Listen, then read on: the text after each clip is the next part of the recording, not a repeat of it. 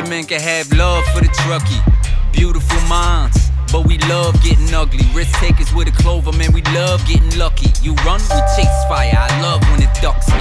Tones go off, house watch, read the address out. 1075, get up off the magic couch. 500 gallons prepared for the baddest drought. Who else you want on the way when disaster's out? Can't even get a little bit rattled when you enter with exit apparel. Mayday, member down, they'll drag you. You won't get this from every Tom, Dick, and Harry, but here's a view from the top floor with Mickey Farrell. What is up, guys? Welcome back to another episode of A View from the Top Floor. I've been on the road quite a bit this past couple of weeks or so. So I'm giving you a bar talk. Today I'm located at Penn 6 in Midtown Manhattan. It's a great establishment, a great bar if you are in the Manhattan area. Visiting MSG for a Knicks game or a Rangers game or whatever it may be, a concert, this is a must stop. Very, very fireman friendly. They do the right thing at all costs for the job.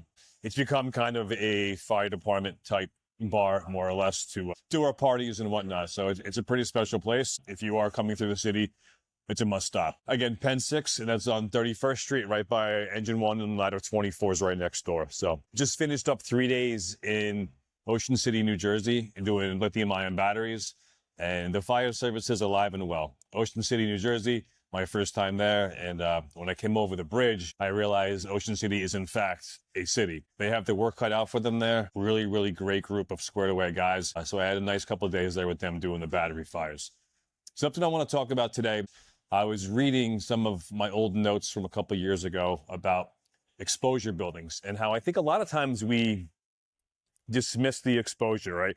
We want to be the first two companies at every fire we go to, but that's not always the case. So sometimes we get there a little bit later in the fire, either an extra unit or on the second alarm, whatever that may be, and the chief puts you to work in the exposure building. Let's talk about the scenario first, a row frame type building where we have a fire building and then exposures attached to that with a common cock loft. I've talked about this in the past of looking for extension and checking for extension. We have to have the understanding that that exposure building, when you're operating in the exposure building, is essentially the fire building. We have to understand the address when we go in, because if we go in there and check for extension, and then we have to call for a line, we should know what building we're operating in. The address, the color of the building, another thing. Great heads up move for a young firefighter who's walking into the building to take note of the address and the color. Things can go sideways very quickly, and the tempo of fires change drastically, especially when you're talking about attached buildings that are wood frame. So having all these things laid out 3, 4, 10 steps ahead of what you're doing in the moment is important.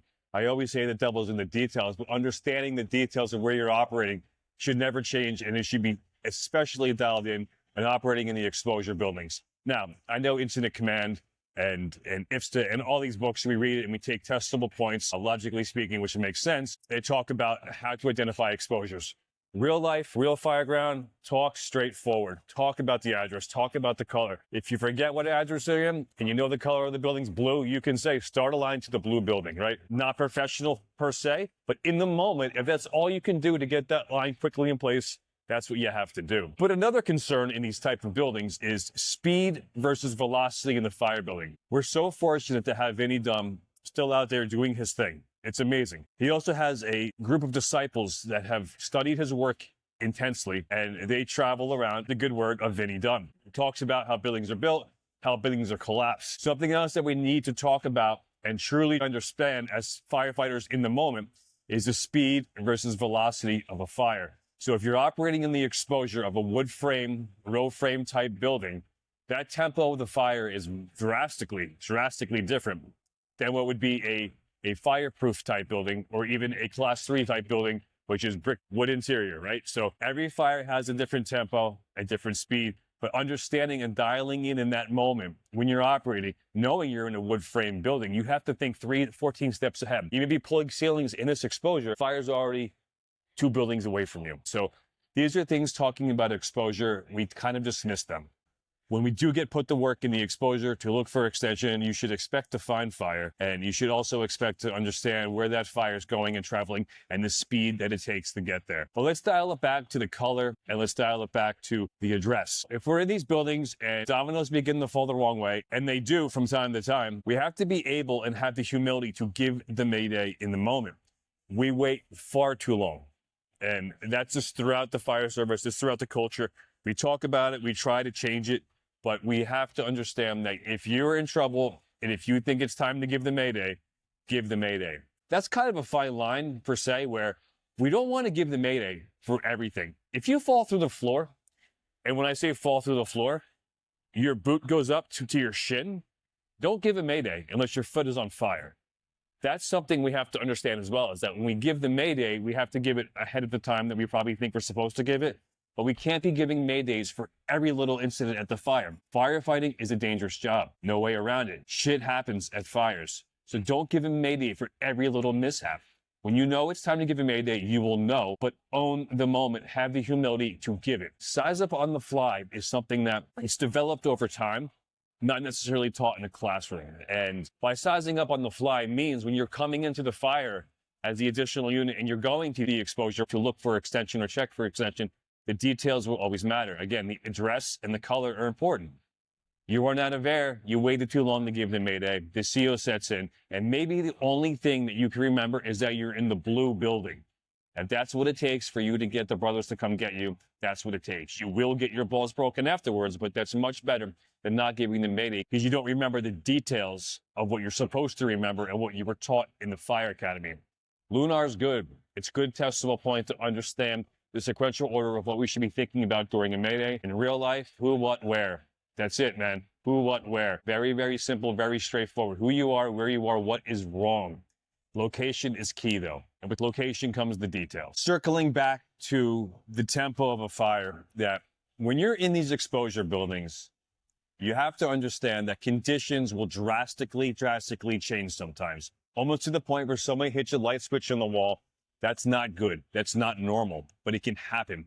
And we have to expect that to happen. And by expecting that to happen, you have to understand where your second means of egress are. So when you're going into exposure buildings, take it a point and take it seriously that you can confirm your second means of egress if things were to change rapidly. When the dominoes begin to fall the wrong way and somebody hits that light switch on the wall and it's lights out, it's not the time to be looking for your second point of egress. You should already have that dialed in. So when you're going into these exposure buildings, I find it to be very crucial, especially as a company officer, to secure the way out for your members, as well as firefighters in general should be very aware of for themselves that second means of egress. And that's as simple as looking out the window, confirming we have a fire escape, telling everyone in the company we have a fire escape in this window if anything was to go wrong. Take away the fire escape.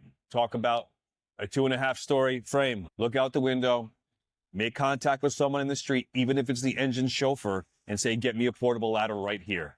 Important we do these steps, again, because the tempo of these fires drastically changed, and when the dominoes fall the wrong way, we all know how that goes. I know I covered a lot of these topics in a previous podcast as far as checking for extension and using a point of isolation, whether it be a bathroom or a closet closer to the fire side of the building, to find the fire and be able to isolate it if possible. And that's something to keep in mind as well. If we are going to open up and we do have fire, make sure we call for a line. We don't necessarily want to open up more than we can just isolate with the door till we get that charged line in position. These are just some thoughts that I randomly found in some notes I had that I was working on an article for. I'm going to make it into a post. Again, I posted a few years ago. It's buried somewhere on my Instagram talking about the exposure buildings, sized up on the fly and what to look for essentially. So I'm going to revisit that. I'm going to do a little more detail on this same topic. I do cover it in my lecture, Fire Academy, the Fire Floor, as well as Truck Intellect. Truck Intellect, I will be at FDIC April 9th, 3:15, 3:30, somewhere at the 3 o'clock range on Wednesday. And that's April 9th in Indianapolis.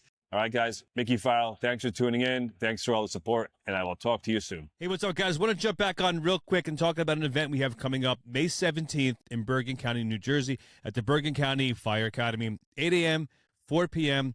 We're benefiting a friend of mine's daughter. I've known Allison Wright for probably 30 years. Her and her husband has given back to the Sparta EMS, as well as EMS in Bergen County, for many years, lifelong EMS family. And they've given so much to the community, and it's time to give back. Abby Wright, their daughter, has been battling leukemia for the past year. It's been a long battle. It's been a hard battle, and it's still continually going. So we want to be able to give back to a family that is giving so much to the emergency service community in New Jersey. This is going to be a fantastic event. I'm doing my class, Fire Academy to the Fire Floor. Anthony Rowett from Mobile, Alabama. He's a captain doing his beds to bundles. Mike Champo, retired out of the FDNY. Everyone knows Mike, true gentleman. And his class is going to be rather special. he's doing a reflection on the back page. So he's going to go over a lot of his articles that he's written for the back page of Fire Engineering over the years and dive into a more detailed breakdown of each of those articles. As well as we have Jeremy Donch from National Fire Radio, emceeing the event, keeping it rolling, doing what he does best. So again, that's March 17th, 8 to 4, Bergen County Fire Academy, Bergen County, New Jersey. And then we have a social event we're all going to be at afterwards at the Midland Brew House. That's at 374 North Midland Ave, Saddlebrook, New Jersey. A little get-together, social afterwards. Meet and greet and share some laughter. So if you're in the tri-state area, try not to miss this event. This is going to be a really good one. It's for a really great cause. All right, guys. Thanks for tuning in. Again, Mickey Farrell, and I'll talk to you soon.